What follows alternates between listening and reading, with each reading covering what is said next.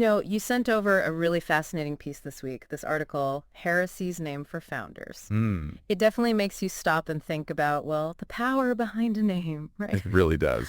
So we're going to do a deep dive into the argument it lays out. Basically, that naming a Christian movement after its founder, that's historically been a big sign, a way of spotting deviations from early Christian thinking. Absolutely.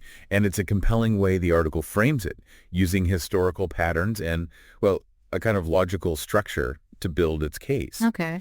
It argues that, throughout Christian history, if a movement gets known mainly by the name of the person who kicked it off, that's a pretty significant sign, at least according to this author, that it's been seen as a heresy. Okay, right. So let's really dig into that. The big question we're tackling today, based on this article, is why?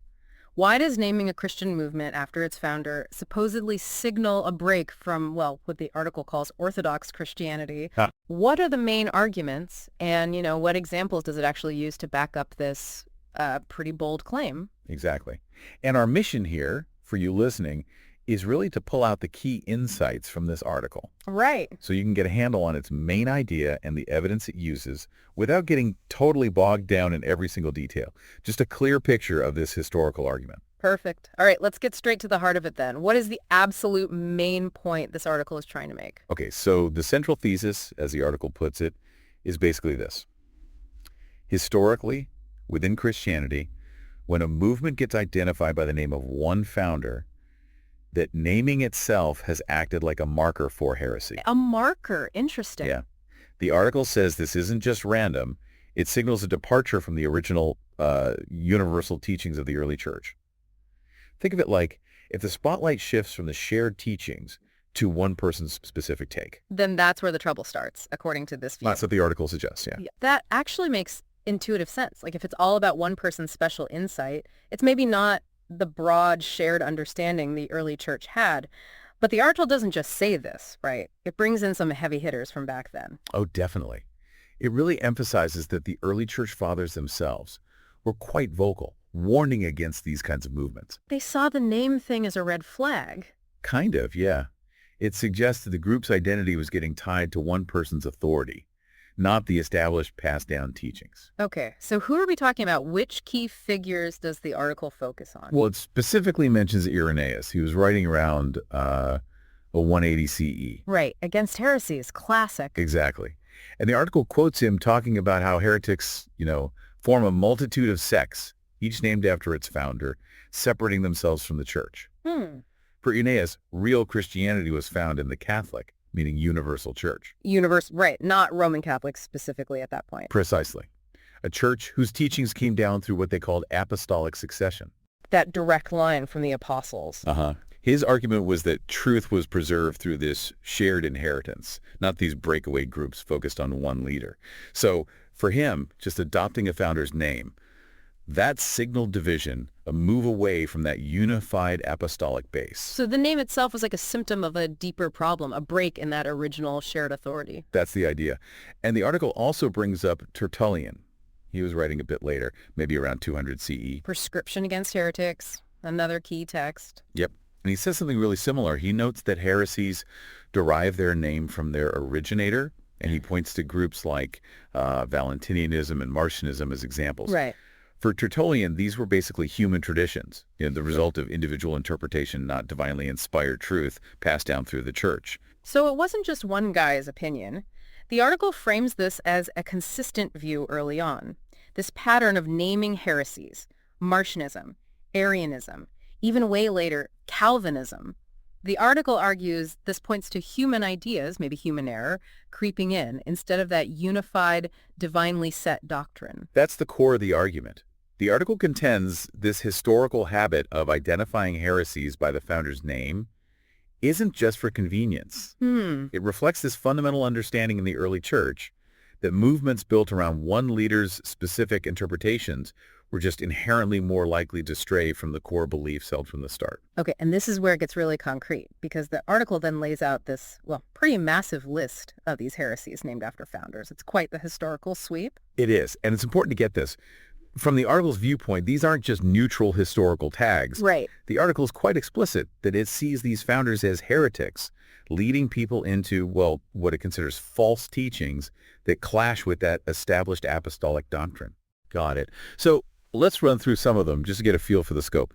It starts way back, 2nd century, with Marcionism after Marcion, then Montanism with Montanus, Sabellianism, Sabellius, and of course the really big one, Arianism with Arius, names many people might recognize from church history class.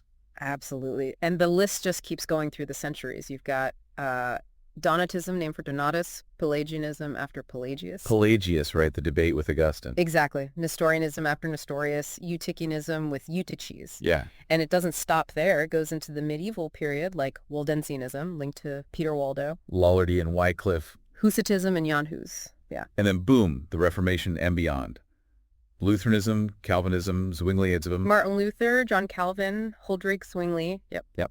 And Anabaptism, which the article points out had sort of various figures involved in its founding. Okay. And it even comes into more modern times. Mormonism with Joseph Smith. Jehovah's Witnesses, Charles Kaiser Russell, sometimes called Russellism, right? Right.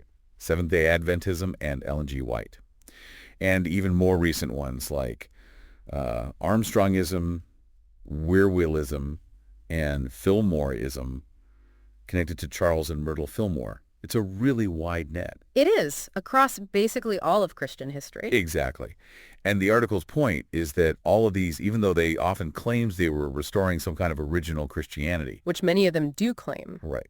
But according to the logic here, they're immediately flagged as potentially heretical just because they're named after their founder, which the article argues directly contradicts that principle from the Church Fathers, that the focus should be on the shared apostolic tradition, not one person's unique ideas. It's a really sweeping claim. But the article doesn't just stop with the names, does it? It gets into the actual beliefs and argues those are the deviations. Exactly. It takes the next step. It argues these heresies are also identified because they often teach contradictory doctrines. Oh, okay. Beliefs that clash not just with, say, mainstream Christianity, but also with each other. Right. And the article uses this as more evidence against their claims to divine truth. The logic is, if they can't even agree among themselves on basic stuff. How can they all be reflecting the one divine truth? Like different maps pointing in opposite directions for the same treasure. That's a great analogy. Yeah, that's the idea. So can you give us some specific examples of these contradictions the article brings up? Sure. The article points to the really fundamental clash between Marcionism, which rejected the Old Testament God entirely. Right, saw him as different from the God of Jesus. Exactly. And the mainstream view of continuity between the Testaments. Then there's the huge conflict over Arianism, denying Christ's full divinity, versus the Orthodox belief in the Trinity. Father, Son, Holy Spirit, all equally God. Precisely. Co-equal, co-eternal. The article even nods to Athanasius writing against the Arians back then. Okay, those are definitely foundational debates. What other examples does it use? Well, it contrasts Sabellianism, which basically saw God as one person showing up in different modes like an actor playing parts. Father, then Son, then Spirit, but sequentially. Kinda, yeah. That's one interpretation. Contrasting that with Nestorianism, which was accused of separating Christ into two distinct persons, one divine, one human, almost too much. Wow, okay. Polar opposites in a way. In a sense. The article mentions Cyril of Alexandria arguing against Nestorius. Then you've got the classic Reformation-era split. Calvinism's doctrine of double predestination. God choosing who's saved and who's damned from the start. Right.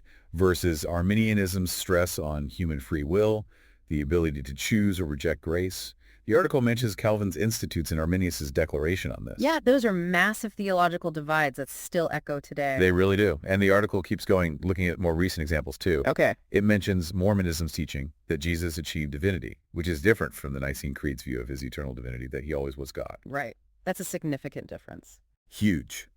And it compares the Jehovah's Witnesses' denial of the Trinity to, say, the traditional Lutheran view, which upholds it. It even notes a similarity between the JW view and the strict monotheism in Islam. Interesting parallel. Yeah. And then it contrasts Pelagianism's idea that you can achieve salvation through good works. Earn your way, essentially. Right. Contrasting that with Lutheranism's core idea, salvation by grace through faith alone. It mentions Augustine versus Pelagius and Luther nailing this point.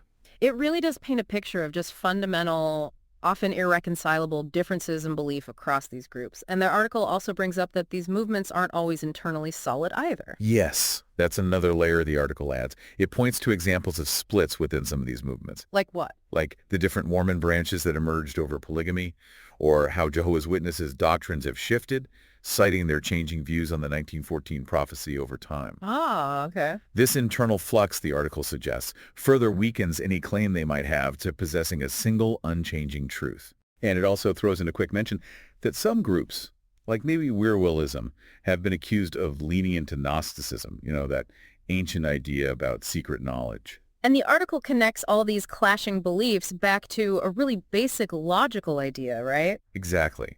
It pulls in the Aristotelian principle that truth cannot contradict itself.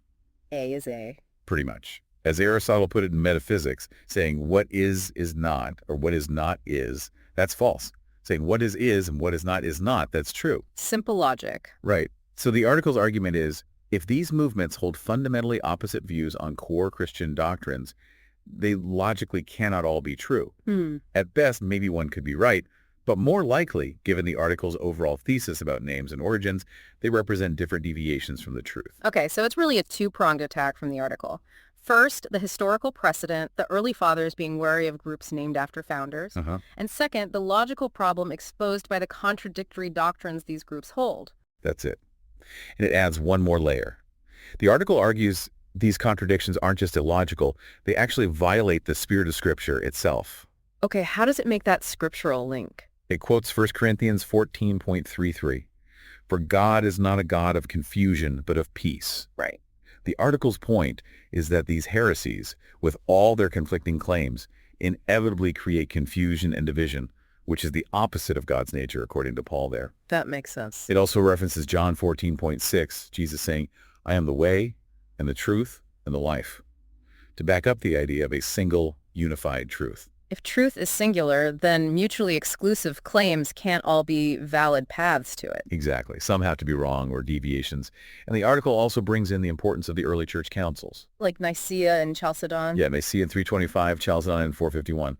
These councils were crucial for defining what became Orthodox Christian belief. And their decisions were grounded in what they saw as the apostolic tradition, the teachings passed down from the original apostles, like it mentions in Acts. So a communal historical understanding. Right. The article contrasts that with individual founders coming along later and introducing new interpretations or doctrines. So the conclusion, according to the article, is that these heresies, by drifting from that established tradition and being named after individuals, basically reveal themselves as products of human guesswork, not divine revelation. Okay, so if we were to really boil down the article's core argument for everyone listening, it's that throughout Christian history, movements known by their founder's name have consistently been seen as heresies. That's the claim. And this is based on warnings from the early church fathers who saw that naming itself as a sign of potential trouble. And it's backed up by the fact that these movements often teach contradictory things, which violates both basic logic and the scriptural idea of one truth. Is that about right? That sums it up perfectly. Yeah. The article essentially argues that by putting personal interpretation in one individual's teachings above the historical shared understanding of the church, rooted in that apostolic tradition, Right. these movements inevitably drift away and fracture the unity of the faith. So their claims to be the real original Christianity are, in the article's view, undermined right from their start, and by the theological disagreements that follow. That gives us a really solid grasp of the article's argument. Now, thinking about our listener, the person who shared this really thought-provoking piece, what's the takeaway here? Why should this historical argument about heresies and names matter to them? Well, I think if you're trying to get a deeper handle on how Christian thought developed and understand all the different theological viewpoints that have popped up over centuries. Which can be pretty confusing. It definitely can. This article offers a specific lens, a specific perspective to analyze where they came from. It gives you a framework for looking at different Christian traditions, past and present, and asking some critical questions. How do they relate to the early church's core teachings? How much influence did one individual's interpretation have? It's like having a historical tool to assess the path these movements took and their claims to authenticity. So it's almost like a historical and logical toolkit for navigating that really complex map of Christian beliefs and how they changed over time. Precisely. It encourages you to look critically at origins, key figures, and whether the core ideas line up with or diverge from those early foundational beliefs. It's about understanding the currents that shaped the Christianity we see today. Yeah, this has been genuinely insightful. It really makes you think about how religious ideas develop and the huge impact individuals can have, good or bad, in shaping them. It does. So on that note, maybe here's a final thought for you, our listener, to chew on. If naming a movement after its founder was seen as such a big deal, such a potential warning sign way back in early Christian history, what might that suggest about new religious movements and interpretations that keep popping up today? How do things like tradition, individual interpretation, and the search for truth all interact in this ongoing, evolving landscape of belief? Definitely something to think about. Thanks for joining us for this deep dive.